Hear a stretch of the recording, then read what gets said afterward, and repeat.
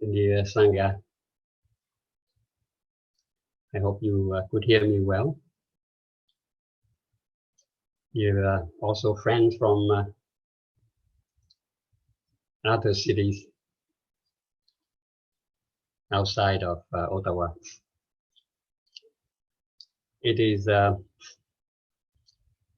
my honor and also my pleasure to present you tonight the discourse on taking refuge in oneself.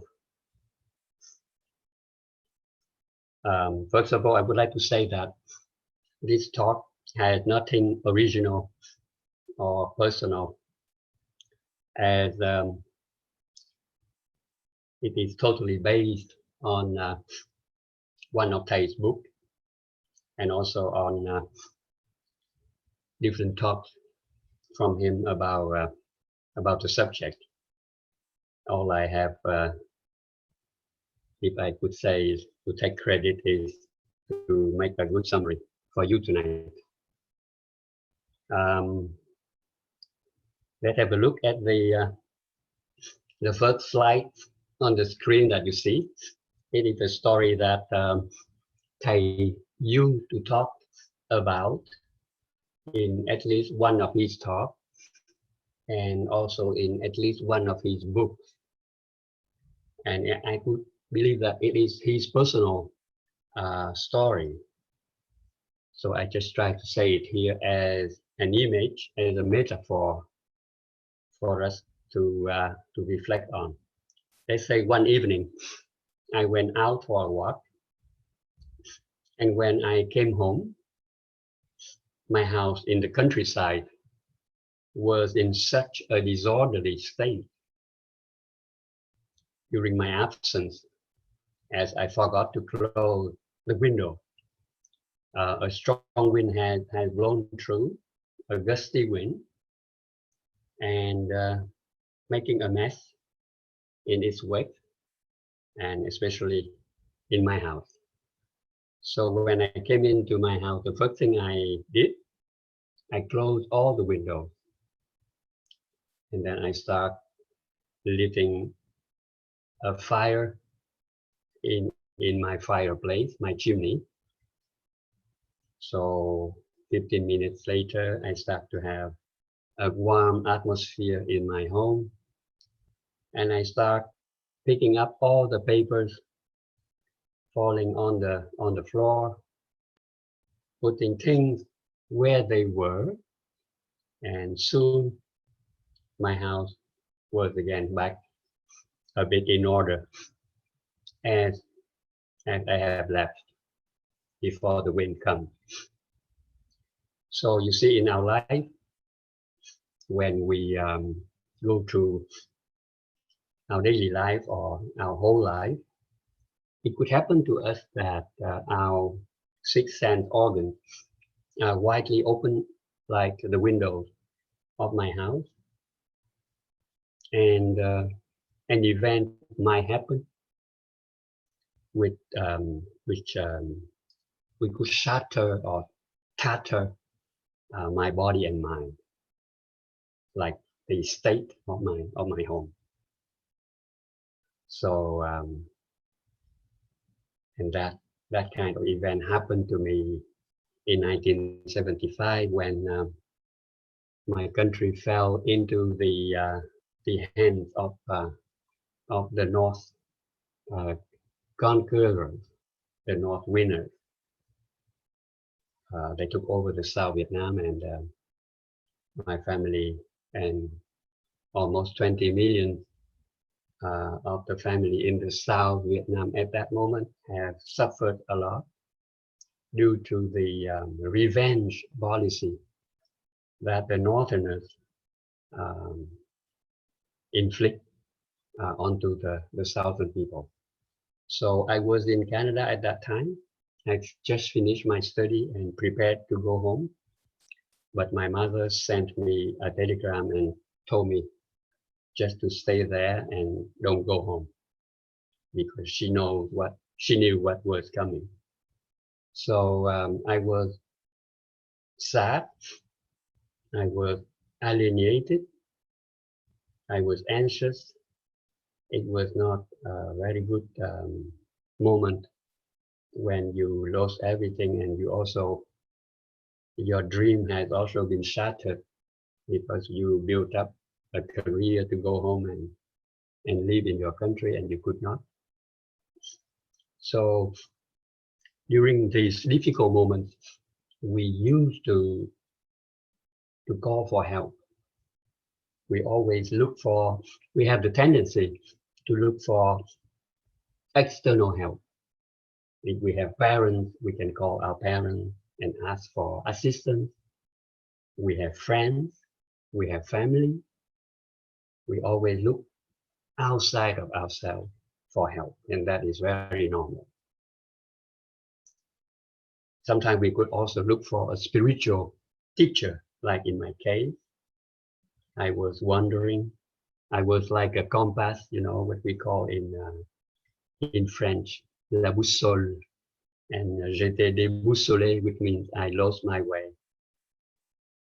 And luckily, I found Thầy, and his teaching, his practice helped me to find myself again and to re-establish my body and mind, and to be stable for the next 35 years until today. So tonight I will talk to you about this sutra. Let's go quickly to the first slide.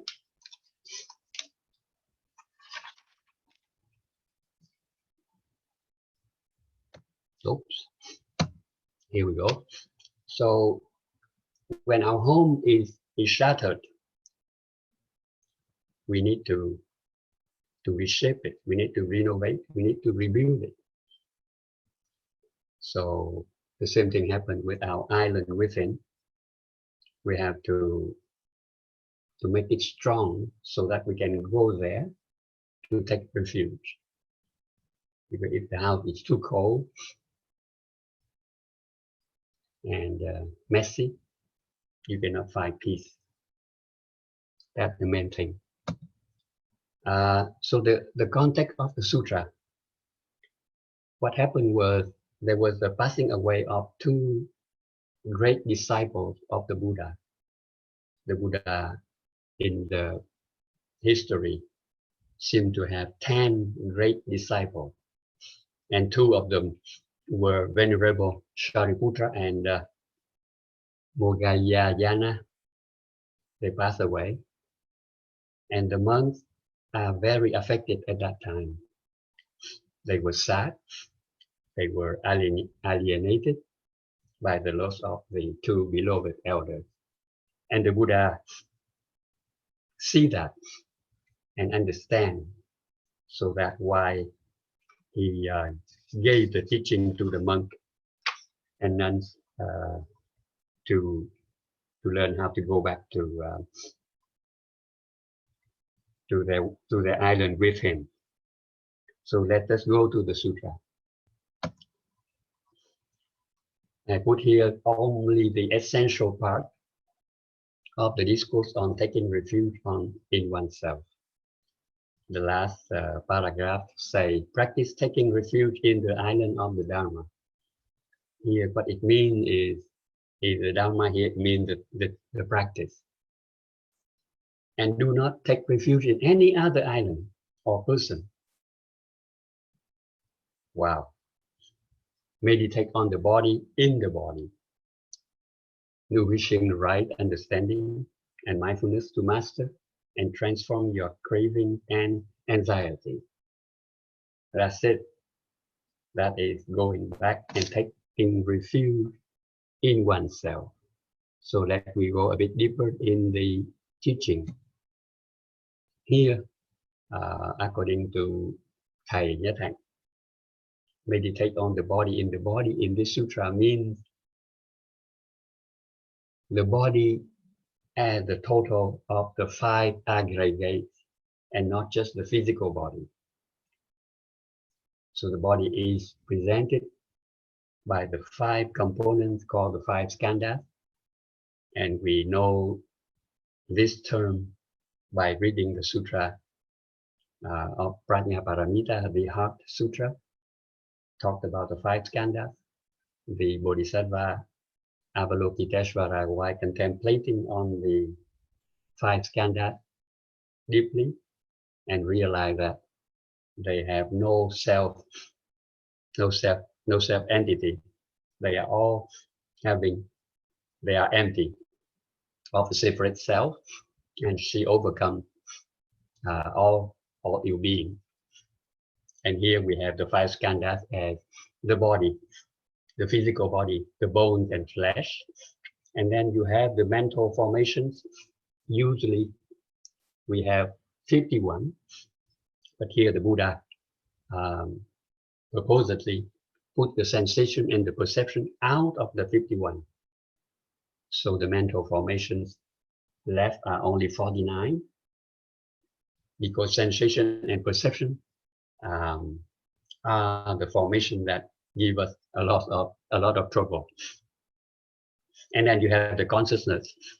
So I compare the consciousness with your laptop or your iPad or your computer, where you have a hard disk, which is the stored consciousness, and you have all the data, the document, Word document, Excel document, MP3, MP4, pictures, everything. Those are the elements of your consciousness, and those are the imaginary construction of your mind. And you keep it somewhere in a box that we call consciousness. While the mental formation, I compare that to the apps.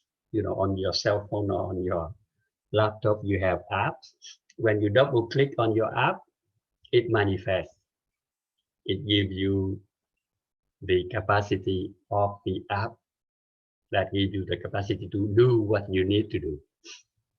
So the mental formation in this case, for example, the mindfulness is a seed, is the app that lie down in your box, and when you provoke it with the sound of the bell, and when you come back to your conscious breathing, you just bring the seed of mindfulness into becoming a formation. So I will come back to the sensation and the perception later, but I would like to say here is that the body and the mind always go together. We cannot separate it. We can separate it just to talk, but in reality, body and mind always go together. So also our body, how we move, how we do work, how we manifest, how we run, how we walk, also reveal how our mind works. So you should think of it. So let's go to the next step, which is the meditation on the body, in the body. We have the 4 establishment of mindfulness. Those are the 4 addresses, the 4 lieux, the 4 places that we should go, which means the 4 places, the 4 components that our conscious breathing should be based on. We should be lighting our mindfulness to be one with our physical body, or our sensation, or our mind, or our object of the mind. And the most important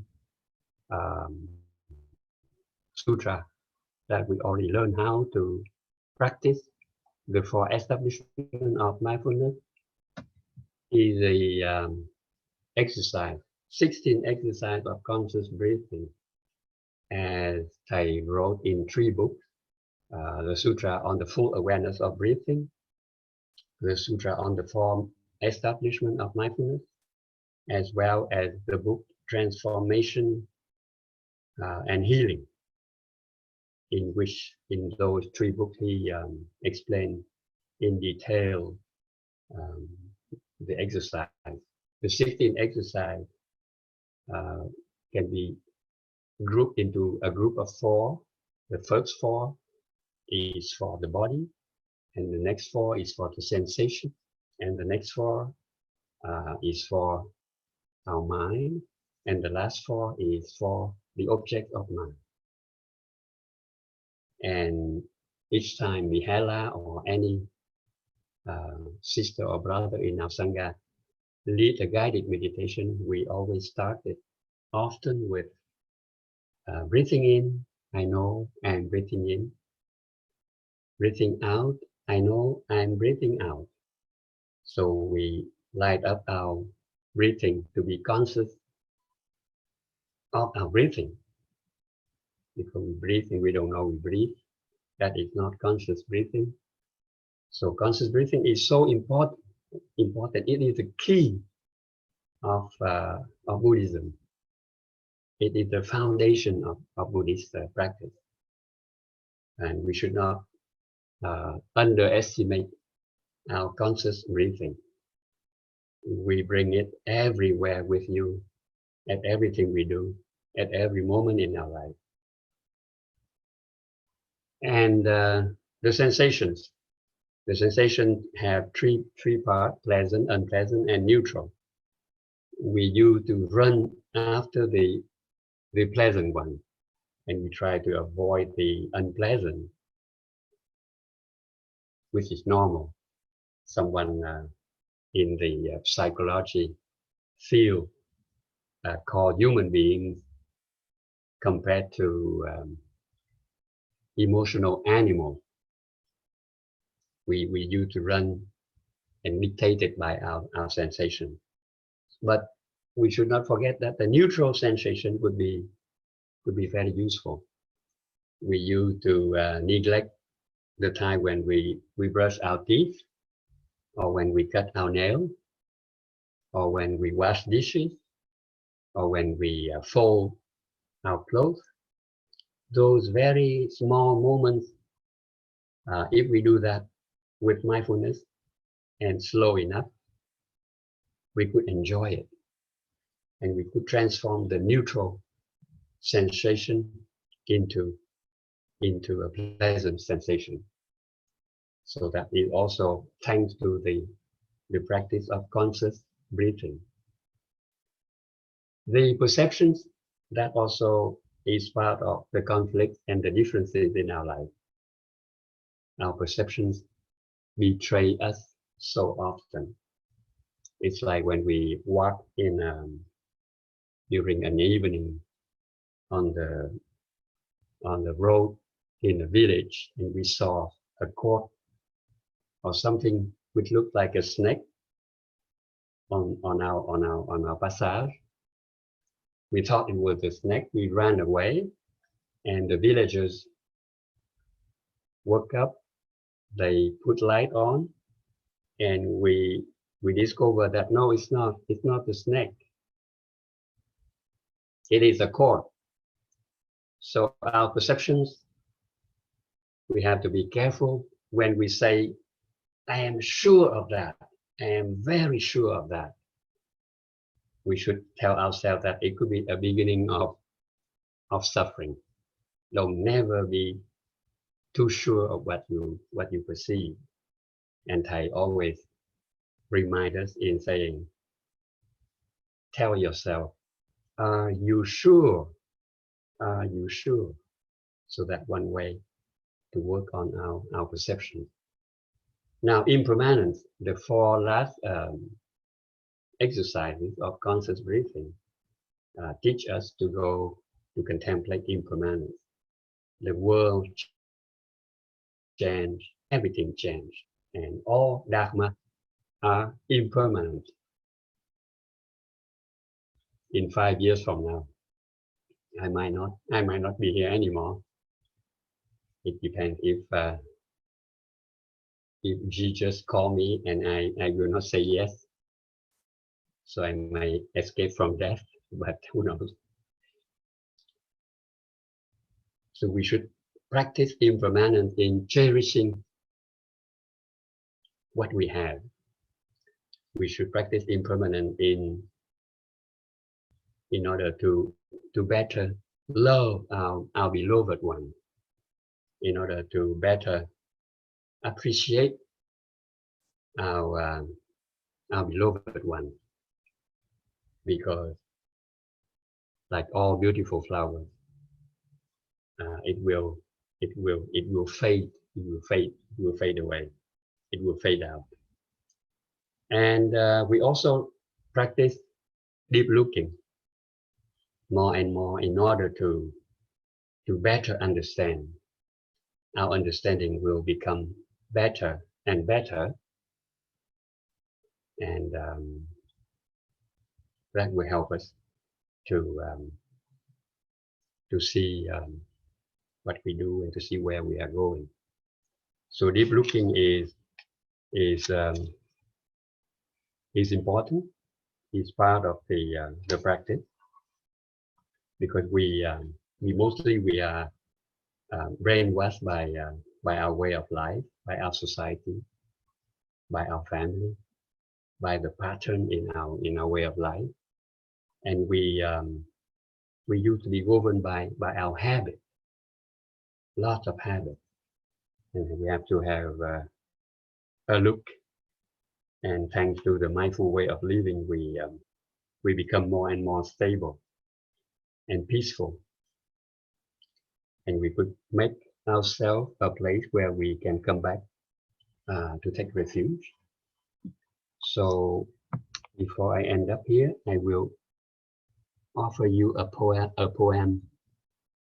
This is a wonderful poem that Thầy wrote in his book, and also he gave a Dharma talk that you can find on the Plum Village website.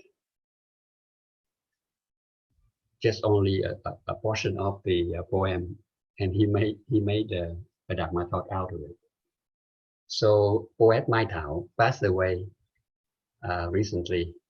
He is one of the famous Vietnamese writer and poet, and Mai Thảo wrote that, and I will cite it in Vietnamese so my friend can enjoy the poem. Hãy chế lấy mây và gầy lấy nắng, chế lấy, đừng vay mượn đất trời, để khi nhật nguyệt còn xa vắng, đầu hè vẫn còn ánh trăng soi. This is unbelievable. Making yourself clouds and cultivate yourself sunshine. Which means, with our practice, we build up our home, making it yourself, and do not borrow it from the earth and the sky. Which means we can do it by being mindful. We can water all the good seeds in our consciousness, so that one day when the sun and the moon are too far or they might disappear, I can still have the moonlight at my summer porch. That's a beautiful poem. So I ended up here and present you my deep bow, and thank you for listening.